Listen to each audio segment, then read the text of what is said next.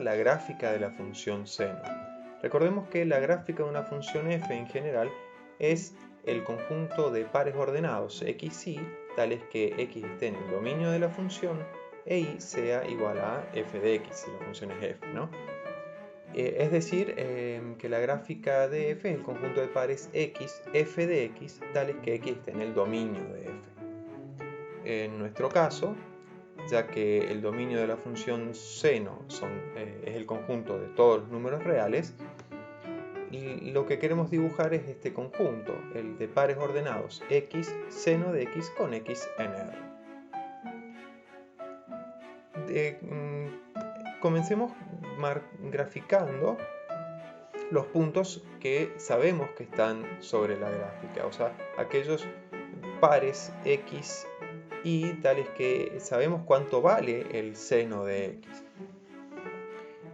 Por ejemplo, sabemos que el seno de 0 es 0, por lo tanto el punto 0, 0 está sobre la gráfica de la función seno. Otros valores importantes a recordar son pi sobre 6, pi sobre 4, pi sobre 3, pi sobre 2. Son valores en los que conocemos el valor exacto del seno, ¿sí? Es siempre importante recordar tenerla en la memoria, esa tabla con los valores principales, digamos, de ángulos. ¿Cuánto es el seno de pi sobre 6? Bueno, el seno de pi sobre 6 es 1/2. Por eso marcamos el punto pi sobre 6, 1/2, y ese punto sabemos que está en la gráfica de la función seno. Es uno de los pares ordenados que forman la gráfica. Seno de pi sobre 4 es raíz de 2 sobre 2. Entonces el punto pi sobre 4 raíz de 2 sobre 2 está en la gráfica. Seno de pi sobre 3 es raíz de 3 sobre 2. Seno de pi sobre 2 es exactamente 1. Entonces tenemos estos 5 puntos sobre, o que pertenecen, digo, a la gráfica de la función seno. Dibujemos ahora cuál es el punto x, x seno de x para cualquier valor de x. ¿Sí? Acá tenemos un punto móvil que me está determinando algún valor arbitrario, dejémoslo entre pi sobre 2 y pi, de un valor de abscisa, y queremos encontrar entonces cuál es la ordenada que hace que el punto esté sobre la gráfica de la función seno. Para eso vamos a trazar la circunferencia de centro 0, 0 y radio 1, la circunferencia unitaria, y vamos a marcar sobre ella un ángulo que tenga medida exactamente el número x, medido en radianes, ¿sí? Entonces este ángulo mide este valor de abscisa del punto que estamos buscando. Entonces, sobre esta circunferencia marcamos el punto P, con el que trabajamos antes, que es la intersección de la circunferencia con el lado final del ángulo marcado recién. Ese punto P tenía la característica que su valor de ordenada nos estaba indicando el valor del seno del ángulo, en este caso el ángulo X. Entonces esa altura es la que corresponde justamente al punto de abscisa X para obtener un punto XY que esté en la gráfica del seno. Vamos a marcar ese punto. Sería la intersección entre esos dos, entre la recta y ese segmento marcado. Ese punto entonces está sobre la gráfica de este de acá. Este punto está sobre la gráfica del seno. Vamos a mover el punto X y estamos obteniendo distintos puntos que por construcción están sobre la gráfica del seno. Más aún, vamos a poner sobre este punto, trabajando con GeoGebra, vamos a poner que nos dé el rastro del punto, y fíjense cómo me va a ir marcando distintos puntos que están sobre la gráfica del seno, y va apareciendo esa forma ondulada que ya vamos guardando en nuestra memoria de la función seno. Entonces, si graficamos los infinitos puntos x seno de x, lo que obtenemos es esta curva, una curva sinusoidal, que es entonces la gráfica finalmente de la función seno. Fíjense cómo es una curva ondulatoria que se repite, ¿sí? Sin variaciones. Eso es porque la función seno era una función periódica, pues vamos a retomar este punto. Pero es una función, digo, que se repite, se mantiene siempre. Fíjense que está en una banda de, entre las rectas y igual a 1 y igual a menos 1, ya que estos son los valores mínimos y máximos de la función y que los tocan esos valores cada cierto periodo de tiempo, si de alguna manera pensamos en el eje X como un eje temporal. Pero bueno, miremos un poquito más de cerca a la gráfica de la función seno entre 0 y pi nada más. Vamos a dar algunos detalles ahí. Entonces la miramos ahí. Vamos a marcar algunos puntos. Pensemos en esta parte como si la tuviéramos que dibujar a mano. Bueno, ¿qué haríamos? Y conviene marcar el punto pi sobre 2, 1, el pi 0 y bueno, y el que teníamos de antes, el 0, 0. ¿Sí? ¿Cómo es la gráfica? Vamos a acercarnos. Fíjense que un primer tramo de esta parte de la gráfica, uno diría que es casi lineal, es casi como una recta. Bueno, en efecto, la recta que se asemeja es la recta y igual a x. En esa primera parte, la gráfica del seno se parece mucho a la recta. Propiamente, si x es un número positivo, como lo que estamos viendo acá, el seno de x es estrictamente menor que x. Por lo tanto, nosotros deberíamos ver que la gráfica del seno en azul debería estar estrictamente por abajo de la recta igual a x. Pero se parece tanto, que con este zoom, con esta vista, digamos, no se alcanza a apreciar la diferencia. Es estrictamente menor, pero es muy parecido y no alcanzamos a ver la diferencia.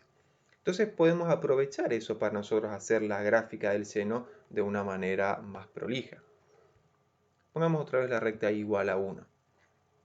Y marquemos, entonces, para graficarla la del seno, digo, podríamos hacerla coincidir con la recta igual a x, un primer tramo hasta pasar por ese punto del que nos podemos colgar, por decirlo así. Dándole siempre una curvatura que no presente una curvatura suave, que no presente puntos angulosos en ningún lado. La curva seno es es una curva suave. Otra recta que nos va a ayudar es entonces la que es simétrica a la y igual a x por la recta vertical x igual a pi sobre 2. ¿Sí? Esta recta entonces tiene por ecuación y igual a menos x más pi, ¿no es cierto? Entonces, y esas tres rectas nos dan como un andamio por el cual podemos construir bastante bien la gráfica del seno. Estos andamios los podemos repetir para formar todas las ondas que van a tener la misma forma que esta, quizás reflejada, quizás corrida, pero bueno, básicamente obtenemos así la gráfica de la función seno. Otro aspecto interesante que puede ser bueno destacar ocurre cuando miramos las alturas que van teniendo los puntos que están sobre la gráfica de la función seno. ¿Sí? Quiero decir, destaquemos para cada punto x, seno de x, miremos principalmente la altura, digamos, que van teniendo esos puntos a medida que x se desplaza sobre el eje de las abscisas. Fijémonos, sacamos esta recta para limpiar un poco y miremos entonces la barra ahí en rojo. A medida que el punto X avanza, es como que va describiendo un movimiento de vaivén. Podría ser, por ejemplo, un movimiento que traza o que describe, digamos, un resorte. Entonces no es extraño que la función seno aparezca en un modelo matemático del movimiento de un resorte ideal, ¿sí? El movimiento, lo que se llama movimiento armónico simple, o movimientos ondulatorios, movimientos de vaivén también. Vamos a obtener ahora la gráfica de la función coseno. Para eso recordemos que si tenemos dos funciones f y g tal que g de x sea f en x menos b, entonces la gráfica de g se obtiene a partir de la gráfica de f como haciendo un corrimiento horizontal, ¿sí? Porque estamos restando dentro del argumento de la función f. Entonces, ese corrimiento va a ser de b unidades hacia la derecha si b es positivo y de valor absoluto de b unidades hacia la izquierda si b es negativo. Como coseno de x es seno de x más pi sobre 2, lo cual podemos probar usando identidades trigonométricas, por ejemplo la de que habla del seno de la suma de ángulos, entonces la gráfica del coseno la podemos obtener a partir de la gráfica del seno haciendo un corrimiento horizontal hacia la izquierda en pi sobre 2 unidades, ¿sí? Acá b estaría siendo el valor menos pi sobre 2. Entonces obtenemos acá en verde la gráfica de la función coseno. Resumamos las principales características de las funciones seno y coseno que no podemos dejar de recordar. Primero, que su dominio es el conjunto de los números reales. Después, que su recorrido, el de ambas, es el intervalo cerrado menos 1 y 1. Tercero, que son funciones periódicas de periodo 2π. Recordemos que una función f no constante se dice periódica si existe un número p positivo tal que f de x sea igual a f de x más p para todo x en el dominio de la función. Entonces, cuando esto sucede, para el mínimo p que satisface esta ecuación en una función periódica, a ese mínimo valor, si existe, se lo llama entonces período de la función. Entonces, la función seno y la función coseno son funciones periódicas. En efecto, miremoslo en la gráfica, vamos a verlo en la función seno. Esta parte que tenemos acá está destacada, vemos las ordenadas en un segmento entre 0 y 2π. Un segmento que tiene longitud, la del período. Entonces la función repite esta forma entre los segmentos 2π, 4π, 4π, 6π, etc. Y también para atrás, desde menos 2π a 0, desde menos 4π a menos 2π, etc. Entonces siempre mantiene y repite esta forma. Eso la hace una función periódica. ¿Sí? En particular, analíticamente se da porque seno de x es igual a seno de x más 2π para todo x. Además, la función seno es una función impar. Esto es porque seno de menos x es igual a menos seno de x para todo x de su dominio, que es un conjunto simétrico. Eso hace que la gráfica de la función sea simétrica respecto al origen de coordenadas, el punto 0, 0. En cambio, la función coseno, pese a ser nada más que un corrimiento de la función seno, pasa a ser una función par, porque verifica que coseno de menos x es el coseno de x para todo x en real. La gráfica de esta función es simétrica respecto al eje de la y. También es bueno destacar en qué valores la función seno es igual a 0. Miremos entonces la gráfica nada más del seno para no marearnos. El seno de x es 0 si solo si x es un número de esta forma, k por pi, con k un número entero. 0, 0pi, 1 por pi, 2 por pi, 3pi, etc. O menos pi, menos 2pi. Esos son los valores en los que la función se anula, son los ceros de la función. También puede ser interesante destacar en qué valores vale 1. La función seno vale 1 en los números x tales que son de esta forma. Es o pi sobre 2 o pi sobre 2 más 2k pi. ¿Sí? Porque ahora entre un valor donde vale 1 y otro hay 2pi de distancia. Piensen ustedes para la función coseno cuáles son sus ceros y en qué valores vale 1. Terminemos presentando las curvas sinusoidales en general. Son las gráficas de las funciones f de x que tienen por base a la función seno, pero multiplicados por fuera del argumento por un número a y por dentro del argumento por un número k con un desfase dado por b.